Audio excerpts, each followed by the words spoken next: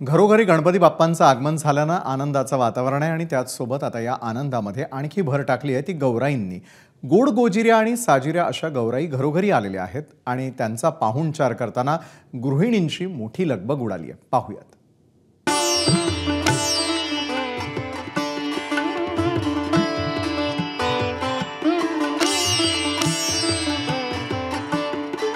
कोकणात गौरी पूजनाच्या अर्थात स्थानिक भाषेत काही वेळा त्याला गौरी ओवसणं असं देखील म्हणतात। या दिवशी काही भागांमध्ये कोकणातल्या अर्थात सर्वच भागांमध्ये नाही पण काही भागांमध्ये मांसाहार केला जातो आणि तो नैवेद्य दाखवण्याची प्रथा आपल्याला दिसून येते। आता जर आपण बघितलं तर हा मांसाहाराचा नैवेद्य आहे। चिकन वडे असतील किंवा मटण या ठिकाणी प्रत्येक घरात केलं गेलेलं आहे काही भागांमध्ये आणि ते आता इथं नैवेद्याच्या रूपाने दाखवलं गेलेलं आहे।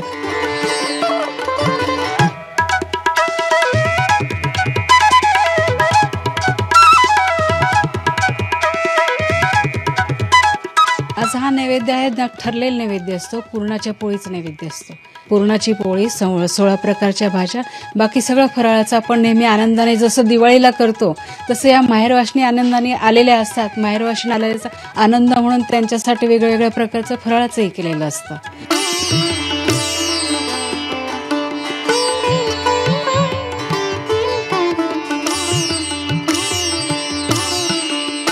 ही आता 6वी पिढी आहे। माझ्या सासूबाईंच्याही त्यांच्या सासू सासऱ्यांपासून ही परंपरा चालत आलेली आहे। ते जे मुखवटे दिसत आहेत ते तेव्हापासून आहे। कोणीही येतो आमच्या घरी हळदी कुंकाला ते पण असंच म्हणतात की तुमच्या काय जादू आहे माहिती नाही तुमच्या मुखवट्यांमध्ये गौरींमध्ये, की तुमच्या गौरींचं दर्शन घेतल्यानंतर आम्हाला आमची काही मनोकामना पूर्ण झाली म्हणून पुष्कळ जण नवस बोलतात आणि पुढच्या वर्षी येतातच तो नवस फेडायला।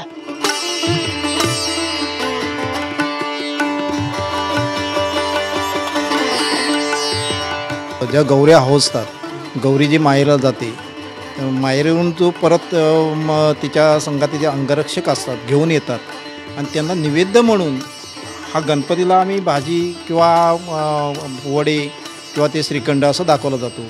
पण जो गौरी संघात अंगरक्षक असतो त्यांना एक मांसाहार म्हणून एक चिकन किंवा मटण हा बाहेर दाखवला जातो आमच्या पारंपरिक।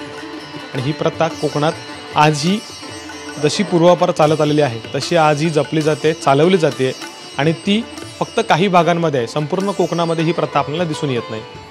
कॅमेरामॅन महबूब शेखसह अमोल मोरे, एबीपी माझा, रत्नागिरी।